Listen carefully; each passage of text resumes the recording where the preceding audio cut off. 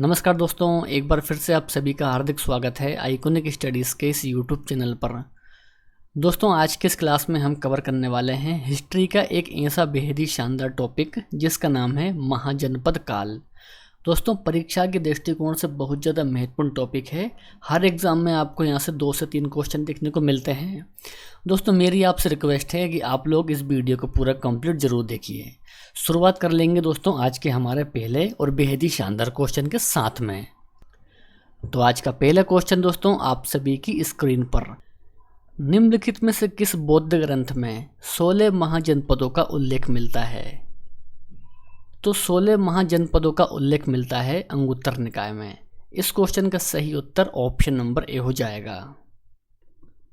आगे है, प्रथम मगध साम्राज्य का उत्कर्ष किस शताब्दी में हुआ था? Very important question. सही आंसर है ईसा पूर्व 6ठी शताब्दी में हुआ था प्रथम मगध साम्राज्य का उत्कर्षण। दोस्तों, इसके अलावा यदि आपको इनमें से किसी भी क्वेश्चन का आंसर पता है तो आपको कमेंट बॉक्स में उस क्वेश्चन का भी आंसर करते हुए जाना है, ठीक है ना। चलिए तो आगे है, महाभारत के अनुसार उत्तरी पांचाल की राजधानी स्थिति क्या थी?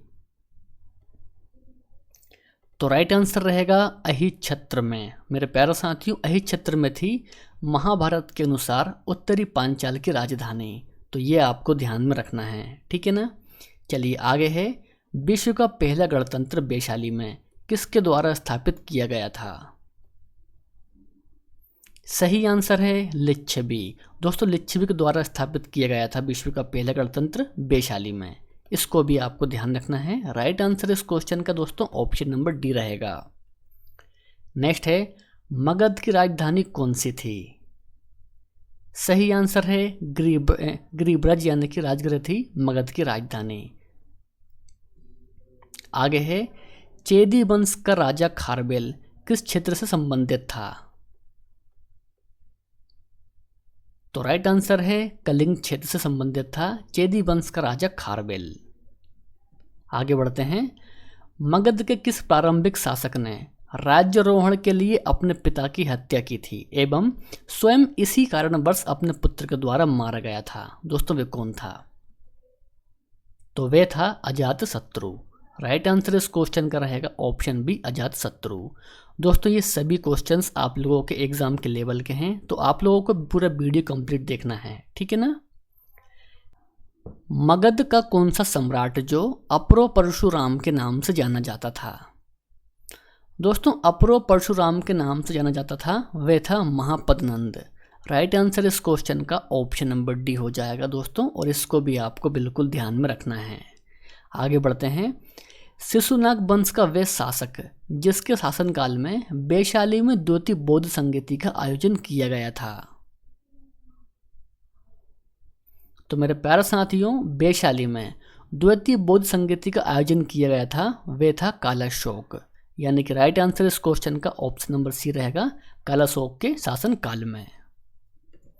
आगे है, गोदावरी नदी के तट पर स्थित महाजनपद क्या था? दोस्तों, वे था अश्मक। दोस्तों, अश्मक था गोदावरी के तट पर स्थित महाजनपद। 11वां क्वेश्चन, पाटलिपुत्र के संस्थापक कौन थे? दोस्तों, ये क्वेश्चन परीक्षाओं में कई बार पूछा जाता है। दोस्तों, उदयन थे पाटलिपुत्र के संस्थापक, ठीक है ना। चलिए तो आगे है, निम्नलिखित में से कौन सिकंदर के साथ भारत में नहीं आया था? आपको बताना है कि इन 4 ऑप्शन में से ऐसा कौन था जो कि सिकंदर के साथ में भारत में नहीं आया था? तो मेरे प्यारे साथियों, वह था डाइमेक्स। सी, ठीक है ना। ऑप्शन सी इस क्वेश्चन का सही आंसर है। उज्जैन का प्राचीनतम नाम था? दोस्तों, क्या था? तो अवंती था उज्जैन का प्राचीन यानी कि पुराना नाम। सूची 1 को सूची 2 से सम्मिलित कीजिए। देखिए दोस्तों, यहाँ दिया है राजा और यहाँ पर उनके राज्य। तो अब देखिए दोस्तों, प्रघोत थे राजा अवंती राज्य के, उदयन थे वत्स राज्य के, ठीक है दोस्तों। प्रसेनजित थे राजा कौशल राज्य के और अजातशत्रु थे मगध राज्य के। तो ये आपको ध्यान में रखना है दोस्तों, यहाँ से भी काफ़ी क्वेश्चन परीक्षा में पूछे जाते हैं, ठीक है ना। चलिए तो आगे है, पाटलिपुत्र को किस शासक ने सर्वप्रथम अपनी राजधानी बनाया था? सही आंसर होता है चंद्रगुप्त मौर्य ने बनाया था दोस्तों पाटलिपुत्र को अपनी सबसे पहले राजधानी। इस क्वेश्चन का सही आंसर दोस्तों ऑप्शन नंबर ए होगा, चंद्रगुप्त मौर्य। ठीक है ना। चलिए तो आगे बढ़ेंगे।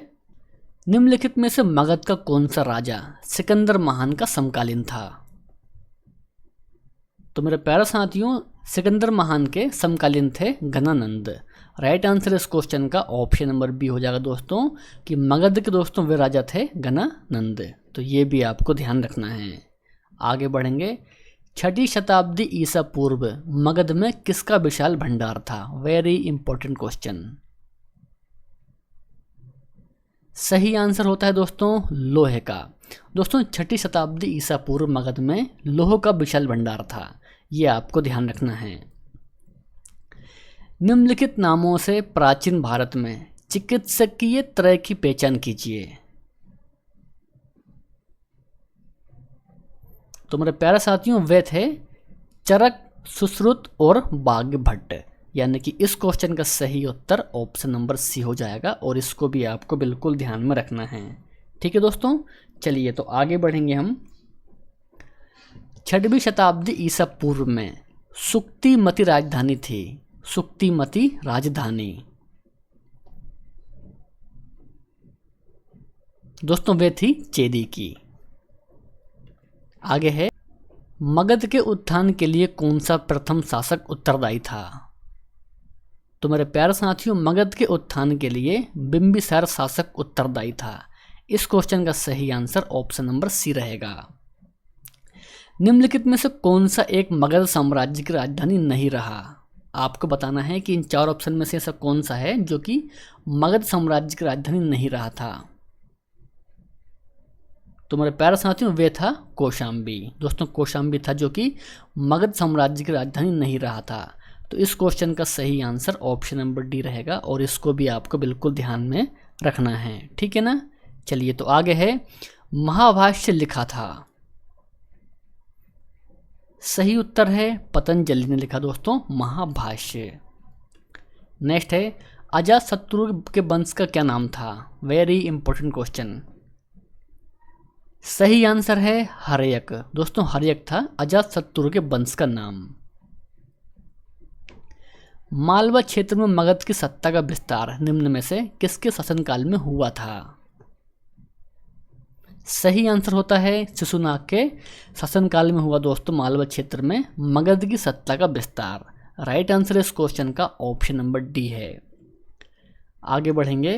नंद वंश के पश्चात मगध पर किस राजवंश ने शासन किया था? नंद वंश के पश्चात यानी कि बाद में। सही आंसर होता है मौर्य वंश ने शासन किया दोस्तों नंद वंश के बाद में। राइट आंसर इस क्वेश्चन का ऑप्शन नंबर ए रहेगा। चलिए तो आगे है, राजा नंद का उल्लेख करने वाला अभिलेखीय प्रमाण है। सही आंसर होता है खारवेल का हाथी गुम्फा अभिलेख है दोस्तों राजा नंद का उल्लेख करने वाला अभिलेखी प्रमाण। आगे बढ़ेंगे। गौतम बुद्ध के समय का प्रसिद्ध वेद जीवक किसके दरबार से संबंधित था? Very important question. सही आंसर है बिंबिसार। तो मेरे प्यारे साथियों, वेद जीवक दोस्तों जो कि बिंबिसार के दरबार से संबंधित है। सही आंसर इस क्वेश्चन का ऑप्शन नंबर ए हो जाएगा। चंपा किस महाजनपद की राजधानी थी? चंपा। तो मेरे प्यारे साथियों, चंपा थी राजधानी अंग महाजनपद की। राइट आंसर इस क्वेश्चन का दोस्तों ऑप्शन नंबर डी है। ठीक है ना। चलिए तो आगे बढ़ेंगे हम। सूची 1 को सूची 2 से सम्मिलित कीजिए। देखिए यहाँ दिया है महाजनपद और यहाँ पर उनकी राजधानी।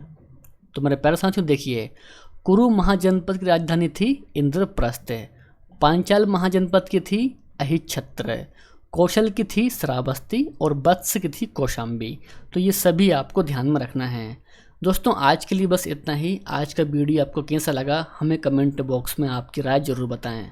आप लोगों को वीडियो पसंद आया हो तो वीडियो को लाइक कर दीजिए, अपने दोस्त और भाई बहन में इस वीडियो को शेयर कर दीजिए।